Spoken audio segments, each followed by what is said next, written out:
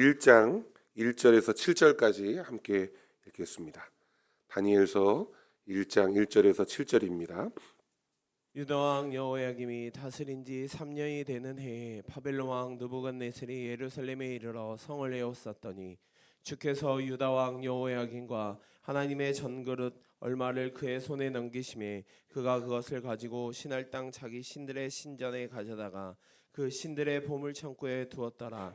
왕이 환관장 아스부나에게 말하여 이스라엘 자손 중에서 왕족과 귀족 몇 사람 곧 흠이 없고 용모가 아름다우며 모든 지혜를 통찰하며 지식에 통달하며 학문에 익숙하여 왕국에 쓸만한 소년을 데려오게 하였고 그들에게 갈대아 사람의 학문과 언어를 가르치게 하였고 또 왕이 지정하여 그들에게 왕의 음식과 그가 마시는 포도주에서 날마다 쓸 것을 주어 3년을 기르게 하였으니 그 후에 그들은 왕 앞에 서게 될 것이더라.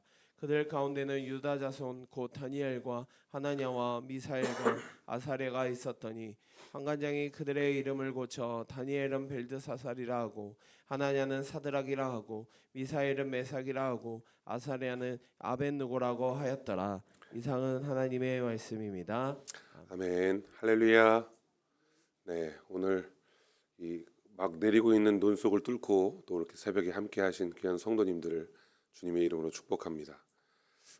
걱정했어요. 성도님들이 많이 오실렀는지 걱정도 했고, 일단은 제가 제대로 시간 맞춰 갈 수 있을지. 여기 그 3번 국도 이 갈마턴을 넘어오는데도 아주 힘들더라고요. 하여튼 오늘 함께 참여하신 귀한 성도님들을 통해서 함께 하나님이 베풀어 주시는 귀한 은혜를 나누려고 합니다. 저는 오늘 우리가 읽은 이 다니엘서를 서론을 통해서 짧게 나누고 그 속에 담긴 하나님의 메시지를 오늘 새벽에 함께 상고해 보려고 하는데요. 다니엘은 우리가 어렸을 적 너무나도 잘 아는 그런 내용들이 담겨진 성경입니다. 주일학교 때 이미 다 배웠어요. 그냥 그래서 다니엘서에 나오는 여러 가지 사건들을 너무나도 잘 알고 계십니다. 뭐 풀무불 속에 던져졌던 다니엘과 이 세 친구, 다니엘의 세 친구에 대한 내용들, 또 사자굴 속에 던져졌던 다니엘의 이야기라든지, 뭐 당시로 따지면 여러분 그 마치 SF 영화처럼 정말 이 현실 속에서는 불가능한 일들이 막 일어나는 그런 내용들이 이 다니엘서의 내용에 주로 등장하지요. 그래서 우리는 다니엘서를 매우 재미있게 이렇게 바라보고 듣습니다. 근데 구약을 연구하는 학자들은요, 이 다니엘서가 아주 어려운 성경 중에 하나입니다. 그래서 이 다니엘서의 별칭이 있어요. 뭐냐면 바로 구약의 묵시록이다. 전쟁 영화 같은 그런 제목인데 그만큼 이 다니엘서의 해석이 만만치 않다는 거죠. 일부 이단들은 이 요한계시록을 해석하면서 이제 자신들만의 어떤 자의적이고 편파적인 어떤 해석을 놓고 야 기성교회들을 향해서 야 너희들 잘못 가르치고 있어. 요한계시록의 해석은 이러이러한 거야라고 말하고 있는데요. 사실 이 요한계시록을 제대로 알기 위해 선행되어져야 할 두 권의 책이 있습니다. 그것이 뭐냐 하면 바로 이 구약의 다니엘서와 에스겔서라고 할 수 있습니다. 이 에스겔, 다니엘, 이 요한계시록은 구약과 신약 같지만 서로 깊은 연관성을 가지고 있어서 이 서로가 서로를 보충해 주는 그런 역할을 하고 있고 이것을 떼어놓고 해석할 수 없는 구조로 되어 있습니다. 우리가 새벽마다 담임 목사님의 이 설교를 듣고 배우고 있는데 예를 들면 우리 어제 새벽에도 말씀해 주셨죠. 아브라함이 하나님께서 갈대아 우르에서 그를 불러내셨고 그가 이제 하나님의 그 부르심을 받아서 갈대아 우르를 떠나서 이제 이동하다가 하란이라는 곳에 정착하여 한 5년 정도 머물렀을 때입니다. 그리고 갑자기 극심한 가뭄이 생겨서 더 이상 그곳에 머무를 수 없게 되니까 그가 또 장소를 이동해서 이제 애굽으로 내려가죠. 아브라함 자신은 자신에게 일어났던 이런 일들, 이런 상황들의 이유를 알지 못했습니다. 하지만 분명한 것은 하나님께서 이 아브라함을 위하여 또 하나님께서 계획하신 상황들, 그 의도를 분명히 갖고 계셨다는 겁니다. 하나님께서는 장차 자신이 세워 나갈 그 이스라엘, 바로 자신의 백성들이 살아갈 수 있는 이 삶의 터전을 준비하시기 위해서 바로 그 지역 하나 바로 이 깎아내고 털어내고 씻어내는 어떤 청결한 과정들을 행하고 계셨던 거죠. 이처럼 하나님의 말씀은 구약이나 신약이 따로가 아니라 바로 하나와 같은 하나의 맥으로 이어져 있고 하나님의 뜻을 이루기 위한 연관된 말씀이라는 겁니다. 장차 이 땅에 일어날 마지막 때 하나님의 계시와 말씀을 기록한 이 요한계시록도 이 어떤 별개의 이야기가 아니라 구약의 이스라엘 백성들에게 바로 이 주신 이 다니엘서와 에스겔서의 말씀처럼 오늘날 우리가 삶에 적용할 수 있는, 그리고 또 주의해야 할 만한 이 마지막 때를 살아가는 하나님의 백성들이 어떻게 살아가야 할지를 가르쳐주는 하나님의 의도가 담겨 있다는 겁니다. 근데 다니엘서는 이스라엘 백성들이 이 바벨론 포로로 끌려갔을 때, 그리고 그 끌려갔던 청년 중 하나가 신앙을 잘 지켰더니 하나님이 그를 이렇게 보호하시고 이렇게 지키시고 이렇게 복을 주셨다, 이런 내용이 아니에요. 오늘처럼 세상이 너무 악하여져서 이제는 하나님의 말씀을 듣고 신뢰하고 순종할 수 없는 바로 이 현재를 살아가고 있는 이 성도들, 다니엘과 똑같은 상황이거든요. 바로 그러한 상황을 살아가는 성도들에게 도전을 주시는 하나님의 어떻게 보면 권면이고 충고일 수 있다는 겁니다. 다니엘서는 두 가지로 구분할 수 있습니다. 앞쪽 사건은 어떻게 보면 한 중심의 말씀, 그러니까 하나님 말씀을 중심으로 한 내용이고, 후반부에는 이제 장차 이루어질 예언을 중심으로 기록되어 있습니다. 특히 1장부터 6장까지는 6가지의 에피소드를 가지고 말씀하고 있는데, 여러분 오늘 우리가 함께 살펴볼 말씀의 그 기초적인 배경, 처음 1절부터 7절까지는 이제 왕의 음식을 거절하는 다니엘의 상황들을 처음 묘사하고 있습니다. 여러분 1절은 그 배경을 설명하고 있어요. 1절을 한번 띄워주시면 같이 읽어보겠습니다. 유다 왕 여호야김이 다스린 지 3년이 되는 해에 바벨론 왕 느부갓네살이 예루살렘에 이르러 성을 에워쌌더니, 유다 왕 여호야김이라고 하는 이제 이 왕이 이제 다스리던, 이제 왕이 되어 다스린 지 3년이 되었을 때 이제 바벨론이 예루살렘, 이스라엘을 침공한 내용을 담고 있지요. 이와 비슷한 내용이 이제 자세하게, 지금은 이렇게 한 절로 구성되어 있지만 이 내용에 대해서 좀 더 자세하게 알고 싶은 성도님들은 역대하 36장을 보시면 아주 자세한 내용들을 설명해 주고 있습니다. 같은 내용입니다. 하나님은 이 여호야김 왕, 이 남유다의 이 여호야김 왕에게 예레미야 선지자를 보내셔서 말씀하셨어요. 네가 나라 이 남유다를 어떻게 다스려야 한다라고 하는 상황들이 뭐냐면, 당시 이 예레미야, 이제 여호야김은 바벨론이 막 나라를 키워가고 군대가 강성해지니까 위기를 느낀 거죠. 그래서 어떻게 합니까? 하나님께 제사를 드리고 하나님 도와주십시오 이렇게 매달린 게 아니라, 이 여호야김 왕은 이 상황을 어떻게든 벗어나려고 바벨론과 비슷한 힘을 가지고 있는 나라, 어디죠? 애굽. 이 애굽의 힘을 빌리려고 애굽에 손을 내밀고 애굽을 따르고 애굽을 쫓는 그런 애굽, 이집트에 대한 사대주의를 가지고 있던 왕이었습니다. 여러분, 하나님께서는 이렇게 내용을 보면 바벨론의, 아수르의, 이집트의 이런 역사들 속에서 하나님이 그냥 그 역사들이 흘러가는 대로 가만히 방관하시지 않더라고요. 보면 하나님께서는 때마다 선지자, 하나님의 사람들을 보내서 나의 의도가 어떠한지, 내가 이 세상을 살아갈 때 내 백성들이 어떻게 살아가야 할지를 분명하게 가르쳐 주시는 하나님이시라는 겁니다.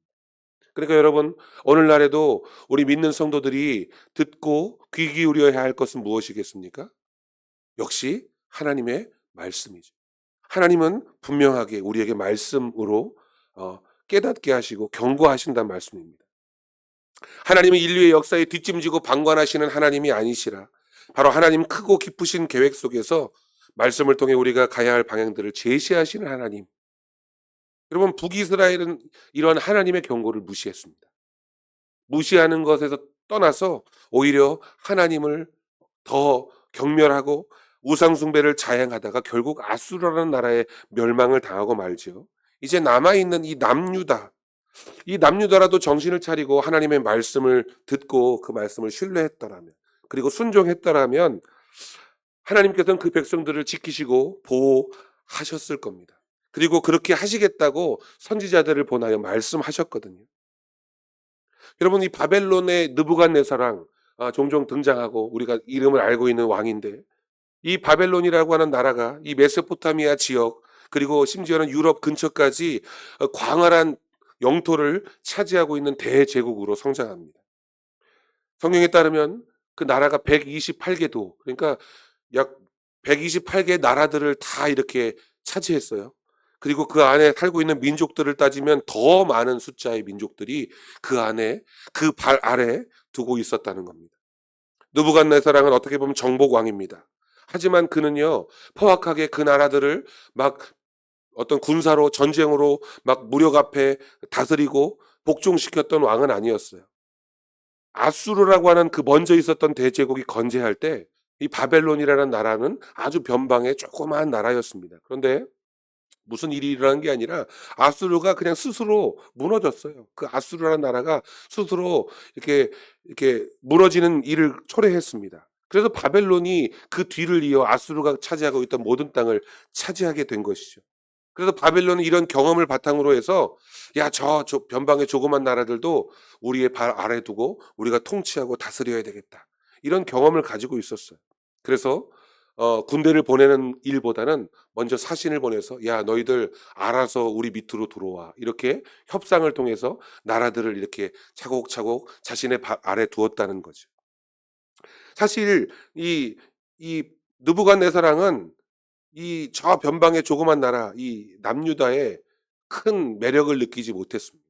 뭐 알아서 조공 바치고 알아서 눈치껏 엎드려 있으면 그냥 너희 유다 민족 알아서 살든 말든 관여하지 않겠다, 이런 정책을 가지고 있었는데, 그런데 여호야김은 하나님의 말씀, 그리고 이런 국제 정세를 잘 이해하지 못했어요.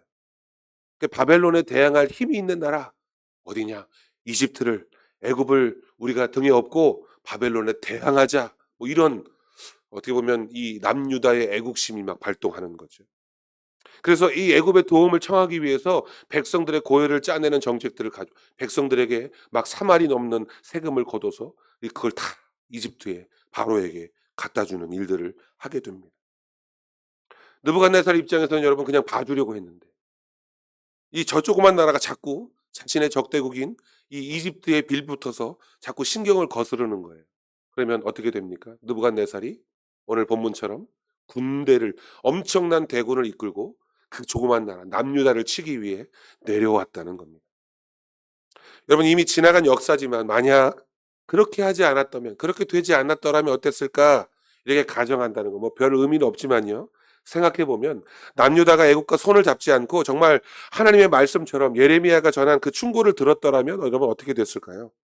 물론 남유다는 이 바벨론의 속국이 되었겠지만 남유다가 멸망하지는 않았을 것이라는 겁니다. 조공을 바치는 수모를 겪을 수는 있어요. 하지만 신앙을 지킬 수는 있었다라고 하는 거예요. 자신들의 땅에서, 그래서 남아있는 그 성전에서 하나님께 제사 드리는 거, 그리고 조금 작지만 하나님이 베풀어 주시는 그 긍휼을 그래도 죄짓고 있는 상황이지만 누릴 수 있는 기회가 있었다는 거죠. 바로 이 일들이 이 남유다에서 벌어졌다는 겁니다.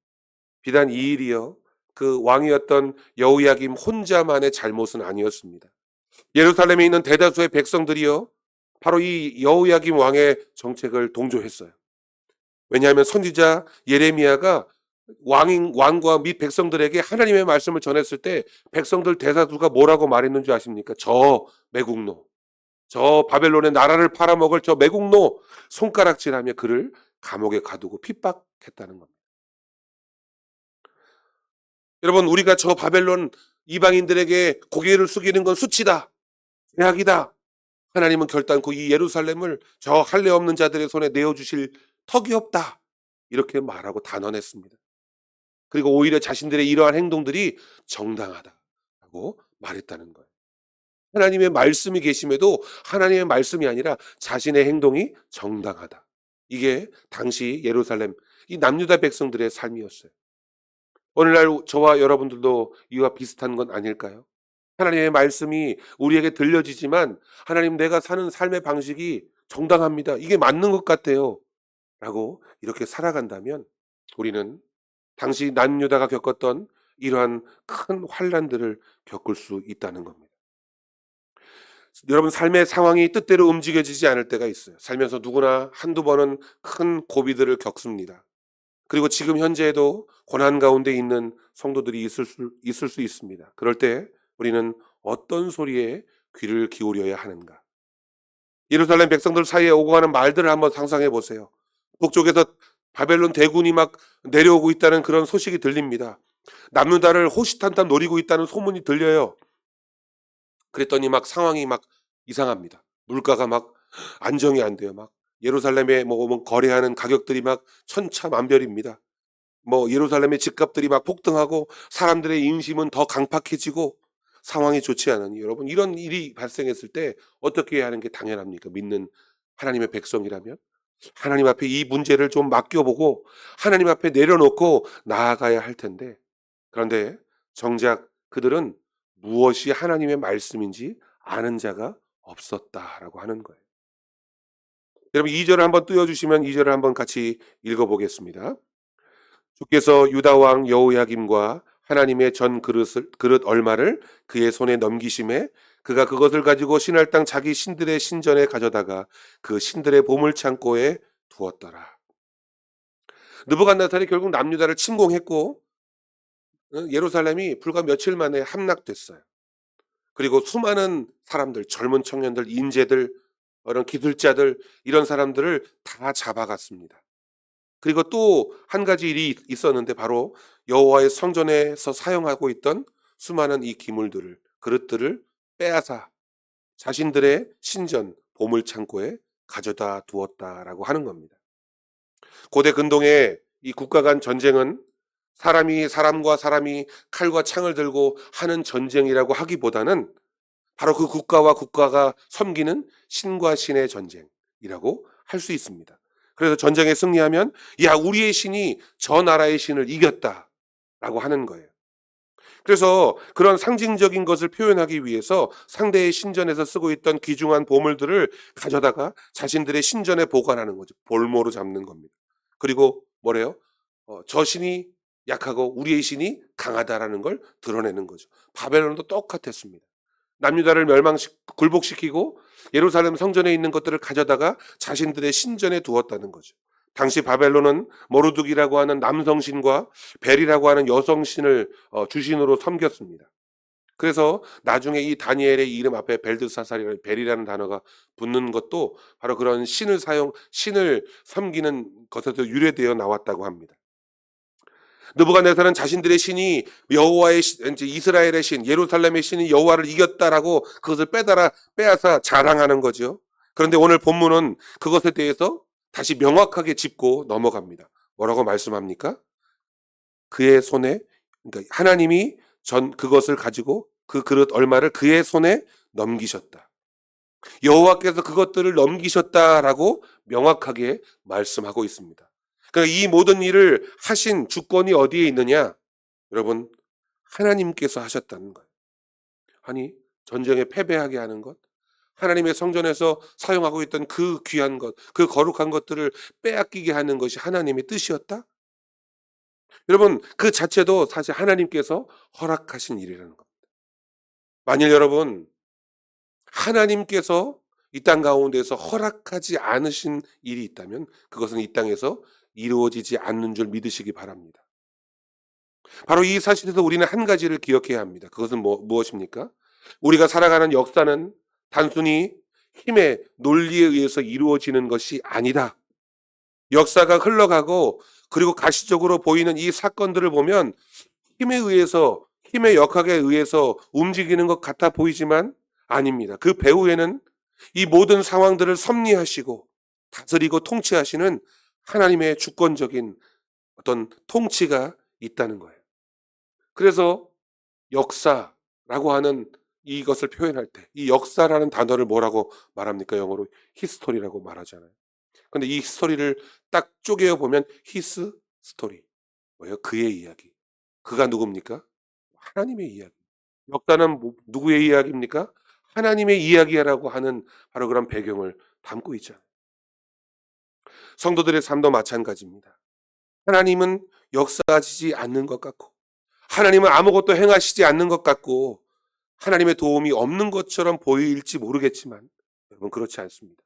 하나님은 지금도 하나님의 백성, 하나님의 성도들, 사랑하는 자들을 위해 일하고 계시는 줄 믿으시기 바랍니다. 지금도 모든 역사 안에 간섭하시고 통치하시는 여호와 하나님이신 줄 여러분 믿으시기 바랍니다. 지금 우리나라의 상황이 좀 복잡하고 국제 정세가 이게 어떻게 될지 여기저기 전쟁이 터지고 막 그런 상황들 있지만 이 모든 것이 하나님의 뜻과 통치 안에 있다는 것. 그러니까 우리는 누구를 신뢰하고 믿기만 하면 되는 거예요? 하나님만 믿기만 하면 되는 거죠. 여러분 지금 남유다가 이제 전쟁에 패하고 망하게 되었습니다. 왕이 눈이 뽑혀 끌려가고 수많은 백성들이 포로로 잡혀가는 상황 같아 보이지만 여러분 이는 하나님의 주권적인 인도하심, 계획입니다. 어떻게 이것을 하나님의 인도하심이다, 계획이다 라고 말할 수 있습니까? 여러분 지금 그 상황을 가만히 내버려 두면요. 어떻게 될까요? 남유다는 바벨론과 애굽 사이에서 이러지도 못하고 저러지도 못하고 오히려 하나님 백성다운 정체성을 잃어버린 채 애굽에 빌붙어 있다가 아니면 바벨론이 두드려 패면 그냥 두드려 맞아야 하는 상황 뭐 그런 상황 속에 고스란히 처해질 수밖에 없는 남유다였단 말이죠. 그래서 하나님이 선택하신 방법이 바로 이거라는 겁니다. 뭐가요? 바벨론에게 패하여 끌려가게 하시는 것. 이게 뭘 의미합니까? 하나님은 그렇게 해서라도 하나님이 지키고 싶어 하시는 것, 그것이 있다는 거예요. 내 백성, 내 사랑하는 자녀들이 비록 바벨론의 포로로 끌려가게 되더라도 내가 그들 안에, 그들의 삶 안에 지키고 싶었던 것이 있으시다는 겁니다. 바로 그것이 무엇입니까? 하나님이 끝끝내 내놓지 않으시는 것. 바로 이스라엘 백성들이 가지고 있는 하나님을 섬기는 그 신앙, 그 믿음만은 하나님이 지키고 싶어 하셨던 겁니다. 성경학자들이 말해요, 여러분. 이스라엘의 역사, 뭐 사울부터 시작한다면 이스라엘의 역사, 그 모든 이스라엘의 역사 가운데 가장 화려하게 신앙이 꽃피우고 가장 신학적으로 발달한 시기가 언제냐? 그게 언제인 줄 아세요?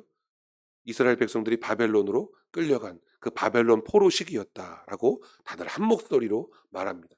그때에 이 구약 성경이 가장 많이 이렇게 해석되어지고 구약을 설명하는 해설서들이 가장 많이 등장했다는 거예요. 그때까지 찾지 않았던 여호와의 이름을 부르게 됩니다. 이스라엘 백성들이 이 포로로 끌려가게 되었지만 그 상황 속에서 과거의 조상 때 자신들을 도우셨던 하나님을 떠올리게 됩니다. 야, 우리 조상들도 과거 애굽에 종노릇하고 노예로 살았었지. 근데 그때 우리 여호와 하나님께서 우리를 구원하시고 그래서 그 애굽의 종살이에서 우리를 풀려나게 해주셨지. 라고 하는 이런 구약의 내용들을 기억하고 그런 하나님의 이야기를 노래로 만들어서 부르고 자녀들에게 가르치기 시작했다는 바로 그때가 이 바벨론 포로 시기였어요. 가장 현존하는 가장 훌륭한 구약적인 체계가 완성된 시기가 바로 그때였다는 겁니다. 그러니까 여러분 하나님이 그 시기에 뭘 기대하고 계시는지를 너무나 잘 알 수 있겠죠. 우리가 살아가는 삶에서도 마찬가지일 것입니다. 여러분 우리가 고난을 통해서 우리가 좀 더 하나님께서 원하시는 사람으로 변화되기를 바라시는 것. 이게 하나님의 뜻이에요. 우리가 고난 가운데 있을 때 어려움이 닥쳤을 때 그것이 우리에게 절망이고 좌절이고 낙심이 아니라 바로 우리가 좀 더 하나님을 깊이 알아갈 수 있는 기회. 하나님을 좀 더 잘 알고 내 신앙이 좀 더 하나님이 기뻐하시는 신앙으로 성숙해져 갈 수 있는 바로 시기. 그 시기가 바로 오늘날과 같은 그런 험난한 고난의 시기인 줄 여러분들 기억하시기를 바랍니다. 고난을 통해 우리가 좀 더 성숙하고 하나님의 뜻에 맞는 그래서 하나님의 말씀에 귀를 기울일 줄 아는 사람으로 바뀌게 되는 것. 여러분 이게 하나님이 저와 여러분에게 원하시는 하나님의 마음인 줄 확신하시기를 바랍니다. 혹 환난 가운데 있는 성도들이 있다면 오히려 이 환난을, 이 고난을 기쁨으로 받아들일 수 있는 믿음을 갖게 되시기를 바랍니다. 하나님께서 나를 아직 포기하지 않으셨구나. 여러분 고난이 오면 그렇게 한번 생각해 보세요. 하나님이 나를 포기하신 게 아니야. 하나님이 나에게 다시 한번 기회를 주시는구나. 내가 하나님의 말씀을 듣고 신뢰하고 받아들이지 못했으니 야 너는 이제라도 내 말에 귀를 기울이라 라고 말씀하시는구나. 하나님이 나를 버리지 않으셨구나 라고 하는 위로를 받으시기를 간절히 축원합니다. 오늘 말씀에서 보면 다니엘은 이제 이 포로가 되어 그리운 고향을 떠나 먼 타국 바벨론으로 끌려가게 됩니다. 끌려간 이 다니엘의 상황, 그러니까 다니엘의 모습 한 사람이지만 하나님이 원하시는 사람의 모습, 저와 여러분들이 살아가야 할 신앙인의 모습을 보여주고 있는 것이죠. 여러분 오늘 우리가 끝까지 다 읽지 못했지만 이 첫 번째 사건, 이 왕의 이 잔치를 진미를 거절한 이 다니엘의 믿음 가운데 무엇이 있냐라고 하는 겁니다. 여러분 이 다니엘은 이 왕의 진미를 거절해요. 저 같으면 고민했을지 모르겠습니다. 이 진미인데 그죠? 뭐 어때? 그냥 먹으면 되지. 먹고 내가 건강하고 하나님을 열심히 하면 되지. 하나님은 그걸 원하시는 게 아니라는 거예요. 다니엘의 신앙 안에서 우리가 본받아야 할 것이 무엇입니까? 이런 어려운 상황 속에서 문제가 발생했을 때 그리고 내가 어떻게 할 수 없잖아요. 다니엘도 어떻게 할 수 없어요. 왕이 시키면 할 수밖에 없는 상황이지만 여러분 그러한 상황 속에서 우리가 어떻게 살아가야 할까요? 말씀해 보면 한번 따라해 볼까요? 뜻을 정하여. 그래요. 다니엘의 신앙을 한마디로 한 단어로 우리에게 요약해 줍니다. 뜻을 정하여. 내가 뜻을 정하여 새벽 예배를 드리겠다. 내가 뜻을 정하여 기도를 하겠다. 내가 뜻을 정하여 예배에 헌신하겠다 등등. 내가 하나님 말씀을 듣고 뜻을 정하여 살아가는 그 삶. 이것이 오늘날 저와 여러분들에게 있어져야 할 하나님 백성다운 삶일 줄 믿으시기 바랍니다. 여러분 그리고 내 삶의 주권이 바로 여호와 하나님께 여전히 있음을 기억하시고 어떠한 상황이 나에게 닥치더라도 하루하루 주님의 말씀으로 채워나가기로 결단하는 살아가는 귀한 성도들 되시기를 시간 간절히 축원합니다. 기도하겠습니다.